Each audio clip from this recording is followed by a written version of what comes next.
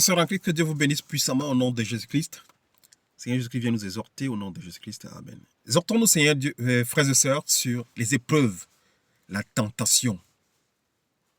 Frères et sœurs, le salaire du péché, c'est la mort. Mais si toi, tu es encore en vie, malgré tes péchés, ça veut dire que Dieu t'aime et il veut que tu te rachètes. Il te donne le temps de te racheter. Frères et sœurs, beaucoup de gens vivent les épreuves à cause de leur mauvaise vie, à cause de leur péché. Aujourd'hui, beaucoup en souffrent. Mais il y en a certains également qui meurent, qui n'ont pas la chance même de souffrir de leur péché, mais qui meurent directement. Mais toi qui souffres actuellement et qui es en train de rechercher le Christ, sache que le Christ veut t'affranchir. Il veut te libérer de ce péché.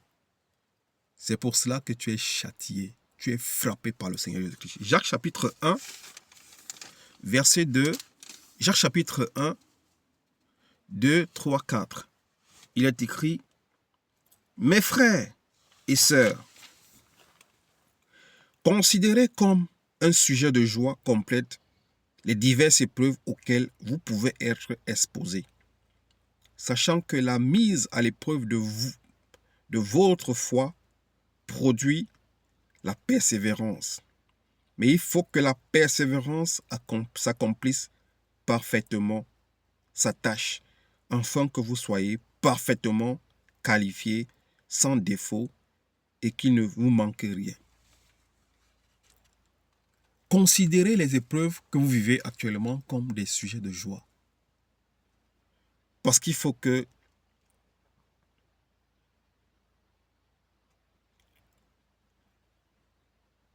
sachant que la mise à l'épreuve de votre foi produit la persévérance. Mais il faut que la persévérance soit totale, afin que tu sois qualifié et d'être sans défaut, ni sans tâche, et qu'il ne te manque rien. Les épreuves que tu passes actuellement de ta foi, ces épreuves, c'est pour que tu développes en toi la patience. Et qu'il faut que cette patience soit, la persévérance, et que cette persévérance soit parfaite en toi pour que tu sois littéralement, totalement affranchi. Frères et sœurs, pendant cette épreuve, il faut que tu te reprennes toi-même en charge, parce que la majeure partie de ces épreuves que tu as reçues viennent de tes anciennes manières de vivre, des péchés que tu as commis ont ouvert les portes dans ta vie. Aujourd'hui, tu en souffres de ces choses. C'est pour cela que tu dois développer la persévérance en toi pendant ce temps que tu vas passer dans ces épreuves. Tu dois développer la persévérance. Et il faut que cette persévérance soit totalement parfaite, afin que tu sois qualifié. Jacques chapitre 1, toujours verset 12. Il est écrit, je lis pour la gloire de Dieu: heureux l'homme qui tient bon face à la tentation, car après avoir fait ses preuves, il recevra la couronne de la vie que le Seigneur a promis à ceux qui l'aiment. Heureux l'homme qui tient bon pendant la tentation, car après avoir tenu pendant l'épreuve, il recevra la couronne que Dieu a promis à ses saints,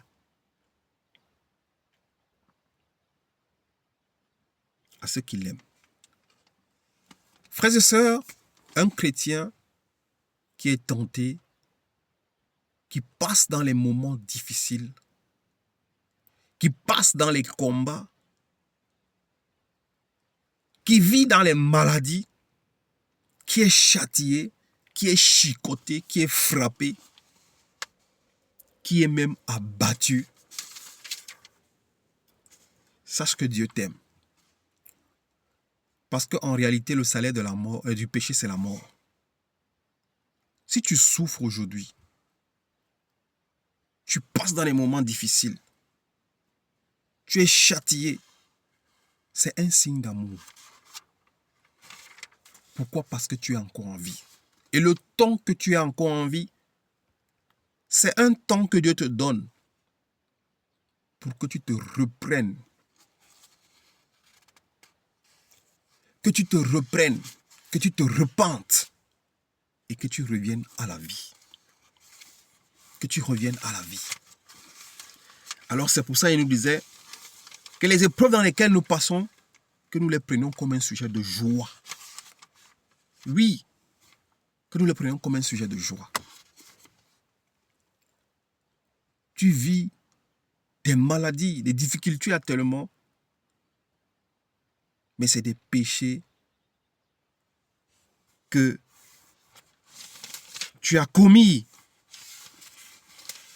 qui sont en train de lutter dans ton corps, dans tes membres. Jacques chapitre 1, verset 12, verset 13 à 14, même jusqu'à 15. Il est écrit, je lis pour la gloire de Dieu, que personne lorsqu'il est tenté ne dise c'est Dieu qui me tente, car Dieu ne peut pas être tenté par le mal et il ne tente lui-même personne. Frère, les difficultés que tu vis, les épreuves que tu vis actuellement, les maladies dans lesquelles tu traverses, c'est toi qui as provoqué ces choses. Soit tes parents, tu es en train de vivre les malédictions de tes parents. Soit c'est toi-même qui as provoqué ces choses. Parce que Dieu ne tente jamais personne. Dieu ne tente pas quelqu'un. À chaque fois où tu seras éprouvé, que tu auras une tentation, sache que tu as ouvert une porte au malin et il est entré. Parce que Dieu, lui, ne tente personne. Dieu n'est pas tenté par le mal. C'est pour cela que la Bible dit, prenez comme un sujet de joie les épreuves dans lesquelles vous passez. Parce que tu dois être joyeux que tu es en train de vivre le châtiment de Dieu. Que tu es en train d'être fouetté par Dieu. Que tu es en train d'être tabassé par Dieu. Parce que Dieu frappe seulement ses enfants. Si tu n'es pas un enfant de Dieu, le péché que tu organises ou que tu commets dans ta vie, c'est la mort directe. Mais si tu ne meurs pas et que tu es en train de souffrir dans ta chair, tu es en train de passer des moments difficiles actuellement, ça veut dire que Dieu t'aime. Parce que tu es encore en vie. Dieu veut que tu te repentes. Dieu veut que tu développes en toi la persévérance dans ces moments. Il veut que tu développes en toi la patience. Il veut que tu fasses grandir la foi en toi. Relisons encore au verset 13, il dit que personne lorsqu'il est tenté ne dise c'est Dieu qui me tente, car Dieu ne peut pas être tenté par le mal et il ne tente lui-même personne. Mais chacun est tenté quand il est attiré et entraîné par ses propres désirs. Ce sont tes propres désirs qui t'ont entraîné dans les souffrances dans lesquelles tu es aujourd'hui. Puis le désir, lorsqu'il est encouragé, donne naissance au péché. Et le péché parvenu à son plein développement a pour fruit la mort. Quand le péché est à son plein développement, il produit la mort. Mais chez toi, le péché n'a pas encore produit la mort. C'est parce que tu es fils, fille de Dieu, que Dieu te donne encore la vie. Mais tu es tenté, aujourd'hui les épreuves que tu vis, c'est à cause de tes désirs charnels. C'est à cause de ta convoitise. C'est à cause de tes pensées impures et mauvaises que tu es tenté. Tu as ouvert des portes à cause de tes mauvais désirs. l'impudicité, l'adultère, la fornication, la cupidité, l'impureté. Aujourd'hui, tu es tenté, tu es dans des épreuves.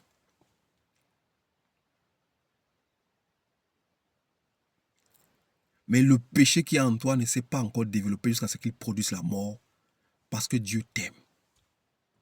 Et Dieu veut que tu te relèves dans ces épreuves. Dieu châtie celui qui l'aime. Dieu t'a livré au mal, aux tentations, par amour, parce qu'il veut que tu sois châtié à cause du péché ou des péchés que tu as commis. Dieu frappe celui qui l'aime. Dieu permet que celui qui l'aime soit châtié par le malin, soit frappé par le diable, par amour. Sinon, nous lisons ici que puis le désir, lorsqu'il est encouragé, donne naissance au péché. Et le péché parvenu à son plein développement a pour fruit la mort. Si tu n'es pas encore mort, c'est par amour pour toi que Dieu a pour toi, que tu es vivant. Alors prends ça comme un sujet de joie, ces épreuves-là, et relève-toi. Relève-toi, repens-toi, et sors de là au nom de Jésus-Christ. Hébreux chapitre 12. Hébreux chapitre 12. Frères et sœurs, que chacun lorsqu'il est tenté, Hébreux chapitre 12, versets 5 à 13, il est écrit, je lis pour la gloire de Dieu, et vous avez oublié l'encouragement qui vous est adressé comme à des fils. Mon fils, ne méprise pas la correction du Seigneur et ne perds pas courage lorsqu'il te reprend. Frères et sœurs, si Dieu t'a livré au châtiment, Dieu t'a livré entre les mains de l'ennemi, c'est parce que tu es un fils. C'est parce que tu es fille de Dieu. Si tu vis les difficultés actuellement, c'est de ta faute. Tu as péché. Alors Dieu t'a livré au châtiment. Dieu est en train de... Il a permis que le malin te fouette, qu'il te tabasse. Mais il veut que tu développes en toi la foi en lui, afin que tu sois libéré. Mon fils, ne méprise pas la correction du Seigneur et ne perds pas courage lorsqu'il te reprend. En effet, le Seigneur corrige celui qui l'aime et il punit tous ceux qu'il reconnaissent comme ses fils. Le Seigneur corrige celui qui l'aime et il punit tous ceux qu'il reconnaît comme ses fils. Frère, sœur, si tu n'es pas fils et fille de Dieu, les épreuves que tu vis là, tu ne devrais pas les vivre. Tu devrais seulement vivre la mort tout de suite et tu passes. Mais Dieu a permis que tu sois puni, que tu sois corrigé par le malin, parce que tu es son fils, parce que tu es sa fille. Prends donc ces épreuves comme un sujet de joie, afin que tu développes une patience, la persévérance en toi dans ces épreuves, et que cette persévérance soit parfaite, et que tu sois qualifié, que tu sois sans défaut devant Dieu. Supprimer les corrections, c'est comme des fils. Supporter les corrections, c'est comme des fils que Dieu vous traite. Quel est le fils qu'un père ne corrige pas? Mais si vous êtes dispensé de la correction à laquelle tous ont part, c'est donc que vous êtes des enfants illégitimes et non des fils. D'ailleurs, puisque nos pères terrestres nous ont corrigés et que nous les avons respectés, ne devons-nous pas d'autant plus nous soumettre à notre Père céleste pour avoir la vie? Frères et sœurs, tu es en train de passer ces épreuves, c'est pour que tu aies la vie en toi. Après ces épreuves, si tu comprends, si tu développes en toi cette patience dans l'épreuve, tu développes en toi la persévérance dans ces épreuves, tu développes en toi la foi en Jésus-Christ dans cette épreuve, tu auras la vie en toi.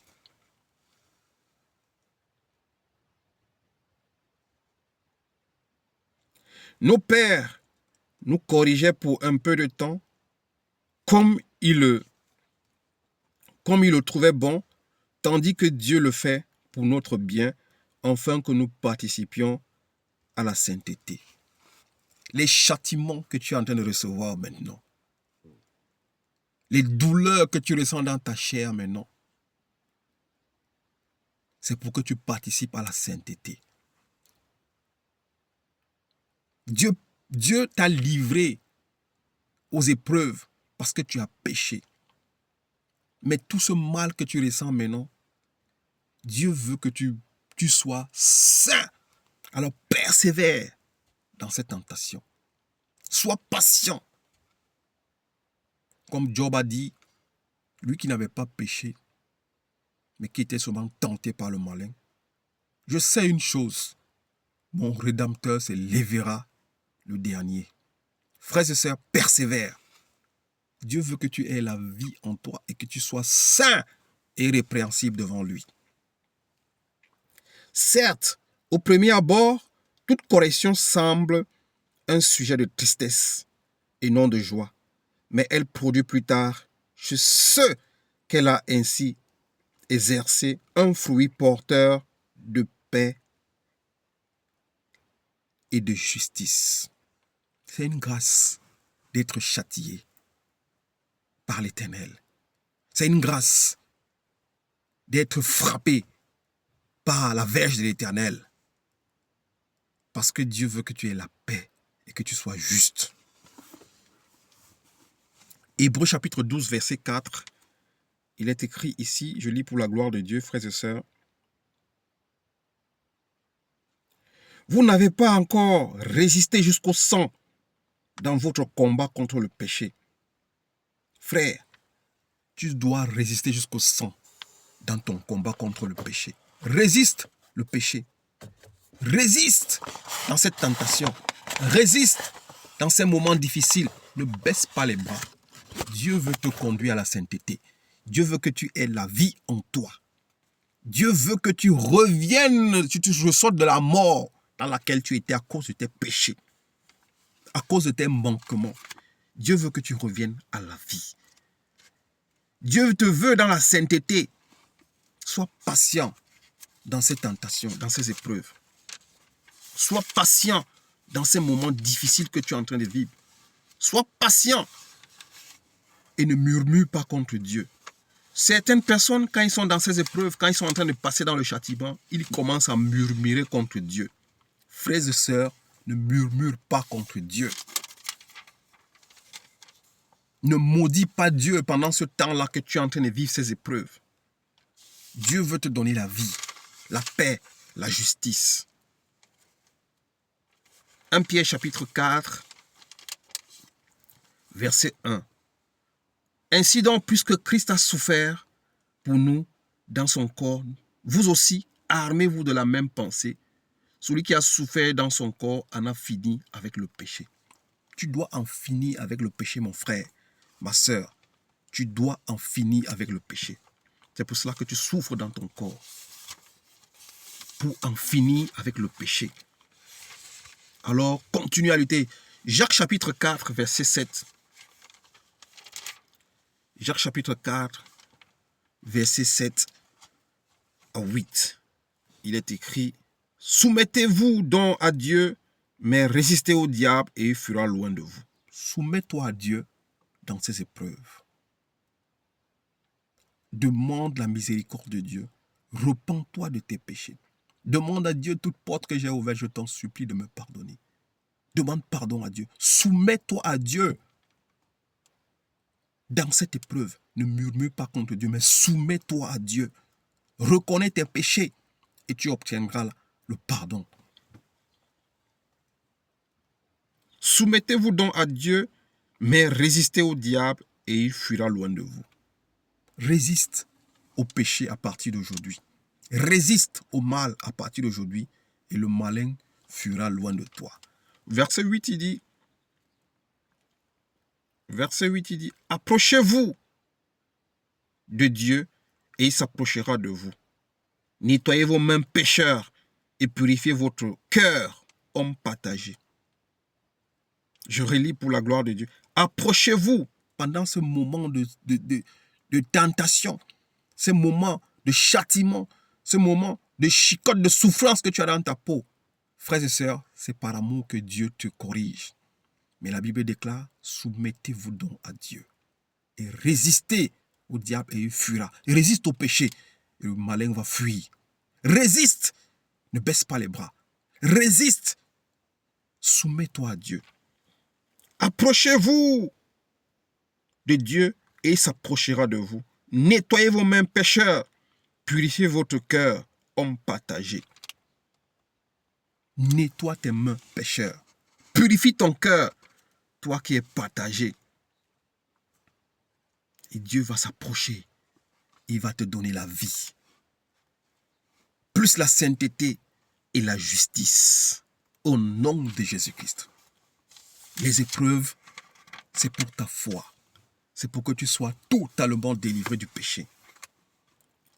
Actes chapitre 3, verset 19. Pour finir, frères et sœurs, il est écrit, changez donc d'attitude et convertissez-vous pour que vos péchés soient effacés.